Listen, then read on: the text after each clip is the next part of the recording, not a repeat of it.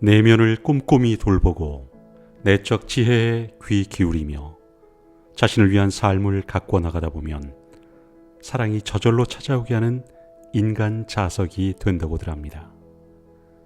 오아시스 하나 보이지 않는 사막을 건너듯 절박하게 사람을 찾는 대신 생명력과 다정함을 끝없이 스스로 채워 공급하는 강과 같은 삶을 살게 된다는 뜻이죠. 당신 안에 늘 넉넉한 사랑이 흐르고 있음을 느끼게 되고, 이런 넉넉함은 다른 사람을 당신에게 불러오는 초대장 역할을 합니다. 여러분 안녕하세요. 책 읽어주는 밤 알렉스입니다.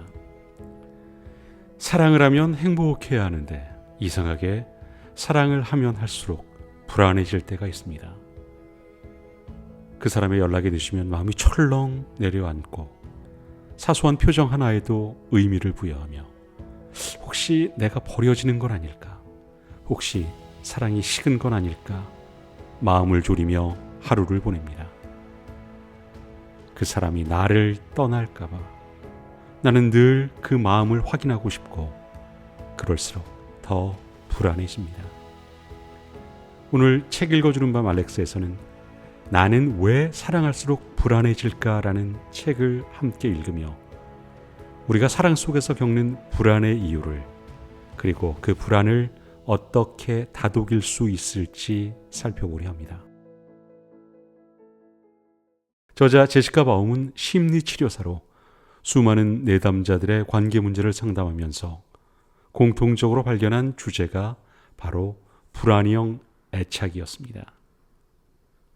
이 책은 사랑하면 행복해야 하는데 왜 나는 더 불안해질까라는 질문에서 출발합니다. 그리고 그 해답을 애착 이론, 자기 돌봄, 사랑의 재해석 속에서 찾아가죠. 우리가 왜 사랑을 할수록 불안해하는지 그 이유를 이 책과 함께 다정히 짚어보려 합니다. 책 읽어주는 밤 알렉스와 함께 오늘 천천히 마음을 내려놓으며 시작해 보겠습니다. 사람이 참 묘한 게요. 사랑을 하면 행복해야 하는데 오히려 불안해질 때가 있잖아요. 마치 이 사람이 혹시 나를 떠나버리면 어떡하지 하는 마음이 늘 가슴 속에 달라붙어 있는 것처럼요. 불안형 애착을 가진 사람들은 사랑을 누구보다 간절히 원하면서도 동시에 그 사랑이 사라질까 봐 늘 마음 한켠이 덜컥덜컥 불안합니다. 그래서 자꾸 상대방에게 확인을 받고 싶어 해요. 나 정말 사랑해? 오늘도 나 생각했어? 이런 질문들을 무의식적으로 던지곤 하죠. 사실 그 마음은 단순히 집착이나 의심이 아니라 나는 사랑받고 싶다는 절실한 갈망의 다른 표현입니다. 여기서 저자는 우리의 불안이 단순히 나쁜 성격이나 집착이 아니라고 말합니다. 오히려 그 안에는 사랑받고 싶은 간절함이 숨어 있다는 거죠. 이렇게 바라보면은 내 불안은 조금은 따뜻한 눈으로 볼 수 있습니다. 내가 너무 사랑을 원해서 이런 거구나 라고요. 우리가 관계 속에서 불안을 줄이는 첫걸음은 그 불안을 없애려고 발버둥 치는 게 아닙니다. 왜 나는 이렇게 불안하지 하고 자책하거나 억누르려 할수록 불안은 더 크게 되돌아옵니다. 그래서 저자는 이렇게 조언합니다. 먼저 불안의 이름을 불러주라고요. 지금 나는 버려질까 봐 두렵구나. 그래서 괜히 이 사람의 표정을 살피고 있구나.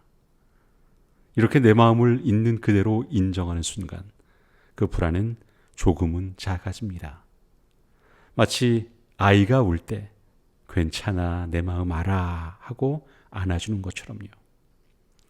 우리는 불안을 없애고 싶어서 부정하거나 밀어내려고 하죠.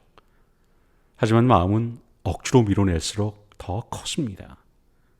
불안을 이해하고 그 이름을 불러주는 것, 그게 치유의 첫걸음이라는 거죠. 불안은 사실 경고음이 아니라 신호등과 같습니다. 나쁜 게 아니라 내 안의 필요를 알려주는 거예요. 나는 지금 확인받고 싶구나. 나는 지금 혼자가 되는 게 두렵구나. 이렇게 알아차리는 것, 그게 불안을 다루는 시작입니다. 저자는 이렇게 말합니다. 사랑 안에서 자유로워지려면 내가 스스로에게 안전한 집이 되어줘야 한다고. 이 말 참 와닿지 않나요? 사실 우리는 늘 상대에게서만 안전을 찾으려고 해요. 연락이 와야 마음이 놓이고 사랑한다는 말을 들어야 안심하죠. 근데 그렇게만 살다 보면은 사랑은 늘 불안과 함께 따라옵니다.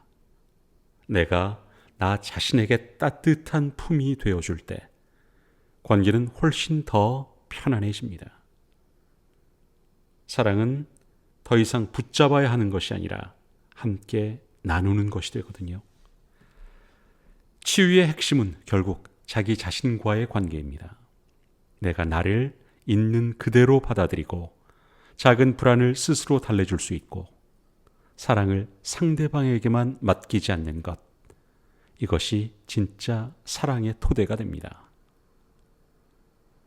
자, 이제 책 속으로 저와 함께 들어가 보도록 하겠습니다.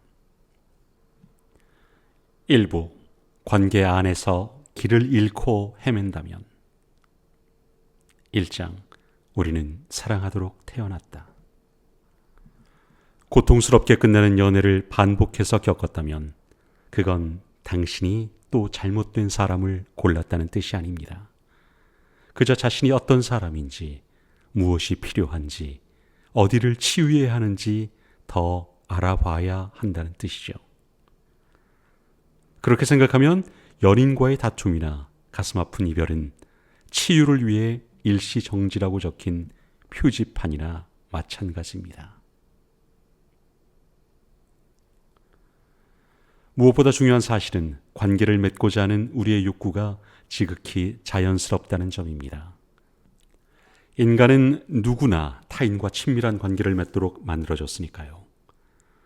우리는 말 그대로 유일한 생명의 원천이자 삶 그 자체를 유지해주는 마법의 끈인 탯줄로 어머니와 몸이 연결된 채 태어납니다.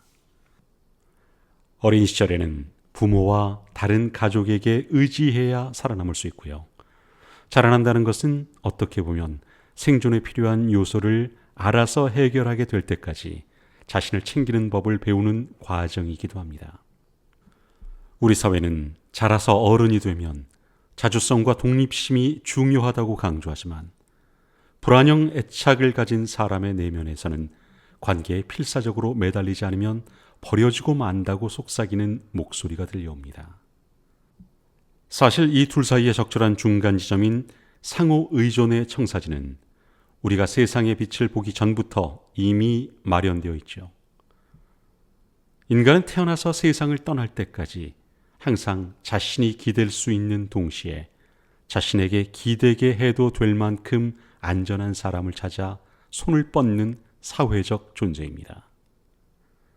다른 사람과 진정으로 연결될 때 우리는 마음 깊이 안전하다는 느낌을 받습니다. 그런데 세상에 나가 가족 바깥에서 관계를 맺으려 할 때 내가 믿고 감정을 내보이려는 사람이 우리 관계에 진지한지, 내가 열어보인 연약한 마음을 짓밟는지는 않을지 어떻게 알 수 있을까요? 어른이 된 우리는 이런 불확실성을 마주하면 과할 만큼 독립적으로 변해서 연결되고 싶은 욕구를 억누르거나 아니면 외로움으로 고통받는 마음을 달랠 임시방편으로 짧은 연애를 되풀이하는 경향이 있습니다. 이제 더는 나를 먹이고 입히고 재워줄 사람이 필요하지는 않지만 성인이 된 이후의 인간관계는 이와는 다른 하지만 똑같이 중요한 두 가지 역할을 합니다. 하나는 타인의 눈을 통해 자신을 바라보며 느끼는 든든함과 안정감. 다른 하나는 타인과 장기적으로 친밀한 관계를 맺는 데서 오는 만족감이죠. 가장 친밀한 관계, 즉 진정한 자신을 내보일 만큼 안전하고 편안하다고 느끼는 관계에서 우리는 더 깊이 있게 인생을 맛보며 진실한 자기 모습이 받아들여진다는 즐거움을 발견합니다. 이런 식으로 가까운 인간관계는 자신의 온전한 모습을 만나게 해주는 거울 역할을 하죠. 온전한 자신을 찾아 안정감을 느끼면 자신의 숨은 욕구를 알아내 그것을 채우려고 노력하는 동시에 세상에서 당당하게 자기 영역을 표시할 수 있게 됩니다. 그냥 자기 자신으로 있어도 된다는 허락만큼 인정 욕구를 채워주고 사람을 자유롭게 하는 것은 없습니다.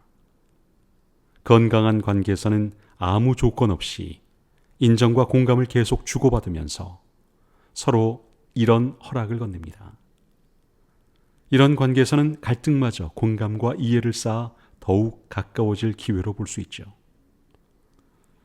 이 모든 것은 우리가 친밀한 관계를 편안하게 받아들이고 더 쉽게 애정을 주고받을 수 있도록 도와줍니다. 하지만 자라면서 부모에게서 혹은 문화에서 받은 영향 탓으로 이렇게 안정되고 건강한 애착을 형성하는데 애를 먹는 사람도 적지 않습니다. 무관심 속에 어린 시절을 보내며 혼자 알아서 하는데 익숙해진 사람도 있죠. 아니면 간헐적인 보살핌밖에 받지 못해 애정이 늘 충분히 주어지리라 믿지 못하고 한 조각의 관심에도 불안해하며 매달리는 사람도 있고요.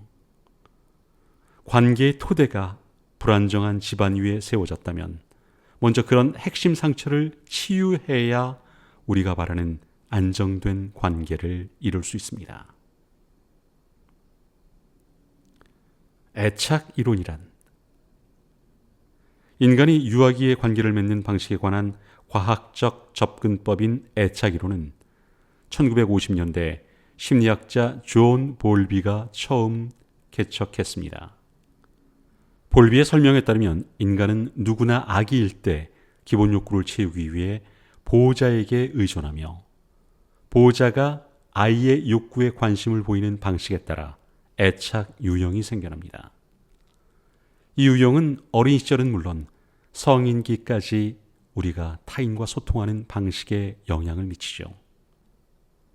볼비와 그의 동료 메리 에인스워스는 애착 유형을 불안, 회피, 안정의 세 가지로 분류했습니다. 이 세 가지 관계 패턴을 이해하는 것은 커플 상담사로서 내가 하는 일의 토대를 이룹니다. 첫 결혼이 고통스러운 이혼으로 끝난 이후 나 자신의 연애 성향을 파악하는 데도 큰 도움이 되었고요. 감정적으로 바닥을 치고 나서야 나는 달라져야 할 때가 왔음을 알았죠. 불행의 핵심에 불안형 애착이 숨어 있다는 사실을 발견하면서 평생 나와는 인연이 없었던 내면의 안정감을 다질 필요가 있음을 깨달았던 겁니다. 앞에서 설명했던 대로 부모가 일관성 없이 들쑥날쑥 관심을 보이는 것을 경험한 불안형은 늘 버려질까봐 두려워합니다. 그런 상황에서 자신을 보호하기 위해 연애의 모든 에너지를 쏟아붓는 경향이 있죠. 연결을 유지하고자 하는 이런 욕구는 종종 사랑하는 사람을 감정적으로 숨막히게 하기도 합니다. 이들은 상대가 자신에게 쏟는 관심의 수준에 끊임없이 집착하지 않고는 못 배기기 때문이죠. 상대가 거리를 두기 시작하면 자신은 사랑받을 자격이 없다는 감정이 수면 위로 올라옵니다. 자신이 사랑받을 만한 사람임을 증명해 줄 관계를 찾아 하염없이 헤매지만 두려움과 불안 탓에 계속 확인받으려고 욕심을 부리다 결국 스스로 가장 두려워하던 대로 버려지는 결말을 맞고 말죠. 한편으로 회피형에 속하는 이들의 관계가 가까워지려는 끼임새만 보여도 냅다 탈출 버튼을 누르고 싶은 강렬한 충동을 느낍니다. 이 경우에도 나는 내게 필요한 사랑을 받지 못할 거야 라는 핵심 신념은 똑같지만 이 믿음의 원인은 아이의 감정적 욕구를 채워주지 않는 태도를 일관성 있게 유지한 부모입니다.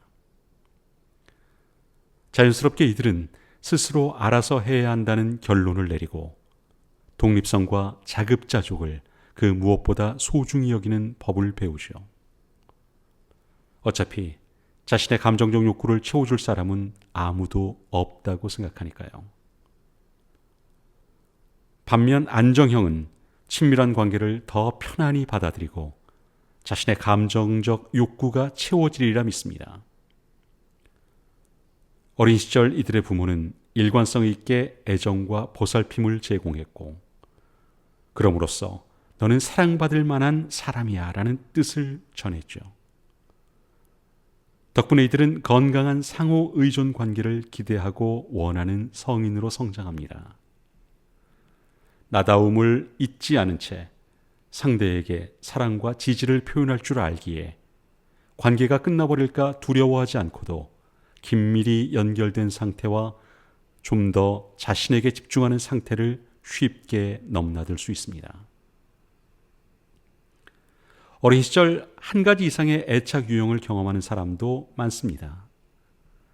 어쩌면 어머니는 불안하고 일관성 없는 모습을 보이고 아버지는 신문 뒤에 숨어 침묵을 지켰을지도 모르죠.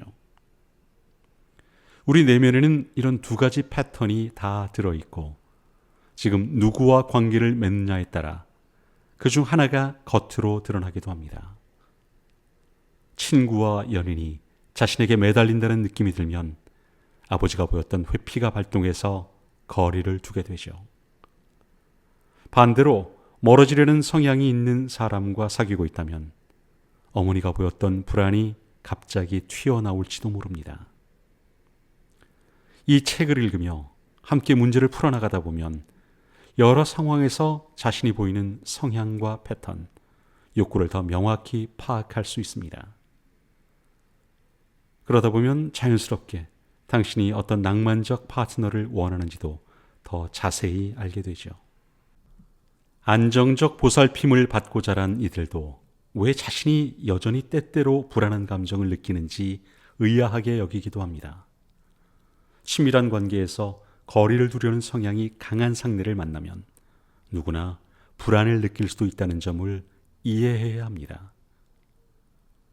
그런 불안은 두 사람 사이에 무슨 일이 일어나고 있는지 더 신경 쓰라고 알려주는 맞춤형 조기 경보 같은 것이니까요. 이 점을 알고 자기 감정을 살피면 애착이란 늘 두 사람이 함께하는 경험임을 잊지 않을 수 있습니다. 애착 유형 가운데 어느 하나가 다른 것보다 더 낫다고 할 수는 없습니다. 관계를 맺는 방식은 우리 자신을 자신답게 하는 요소 중 하나죠. 불안이든 회피든 안정이든 우리가 타인과 연결되는 방식은 지금까지 살아오면서 가족 등 주변 환경에 맞춰 최선을 다해 적응한 결과니까요. 진짜 필요한 것은 무언가를 하루아침에 바꾸는 것이 아니라 마음을 보살피면서 자신의 애착 유형 특유의 욕구를 이해하고 받아들이는 법을 배우는 데 있습니다. 그래야 자기 모습 그대로 행복해지는 관계를 맺는데 집중할 수 있기 때문이죠. 이 책에서는 불안형 애착을 주로 살펴볼 예정입니다. 제목을 보고 마음이 끌려 이 책을 집어들었을 당신이 가장 깊이 공감할 게 틀림없는 바로 그 유형이죠. 당신은 아마도 몇 번이고 상처받은 마음을 달래며 왜 나는 자꾸 혼자 있기를 좋아하거나 자기밖에 몰라서 내 감정적 욕구를 채워주기는커녕 나를 이해하지도 못한 것 같은 사람만 만날까 한탄했겠지요. 당신이 보기에 연애란 그런 것이 아닙니다. 사랑하고 사랑받기 위해서는 자기가 가진 모든 것, 때로는 그 이상을 내놓아야 한다고 생각하죠. 관계를 위해 자신을 희생하는 것이야말로 가치 있다고요. 설득력 있다고 느낄 수도 있지만 이건 사실 사랑에 빠져 자신을 잃어버리는 지름길입니다. 낭만적으로 들릴지는 몰라도 성인의 친밀한 관계가 해야 할 진짜 역할인 자기 발견과 수용으로 가는 탄탄대로와는 정반대로 향하는 길이죠. 나는 왜 사랑할수록 불안해질까의 일부분을 함께 하셨습니다. 사랑 속에서 불안을 느끼는 이유와 패턴, 그리고 그 불안을 다독이는 방법 등이 이 책 속에 잘 녹아 있습니다. 사랑을 보는 시선을 바꾸면 불안도 달라집니다. 사랑은 소유나 확인이 아니라 함께 나누는 경험이에요. 나는 상대방의 사랑을 확인받으려고 애쓰는 대신 오늘 내가 받은 작은 사랑과 관심을 느끼고 감사하기, 상대방을 변화시키려 하기보다 내가 나 자신에게 안정감을 주기, 이렇게 생각하면 사랑이 두렵지 않습니다. 사랑 속 불안은 줄어들고 관계는 훨씬 더 자연스럽게 흐릅니다. 불안을 줄이는 가장 강력한 방법은 사랑을 조건 없이 나누는 것입니다. 내가 사랑을 충분히 줄 수 있을 때, 그리고 내가 충분히 사랑받고 있다는 것을 느낄 때 불안은 자연스럽게 사라집니다. 불안은 없애야 할 적이 아니라 내가 진짜 원하는 게 무엇인지 알려주는 신호일지도 몰라요. 오늘 밤은 스스로 이렇게 말해보세요. 괜찮다. 사랑받고 싶다는 마음도 불안도 모두 괜찮다라고. 책 읽어주는 밤 알렉스, 구독과 좋아요, 알림 설정 잊지 마시고요. 앞으로도 좋은 책, 좋은 이야기로 여러분들의 밤을 지켜드리겠습니다. 오늘도 수고 많으셨어요. 편안한 밤 되세요. 안녕히 주무세요. 굿나잇.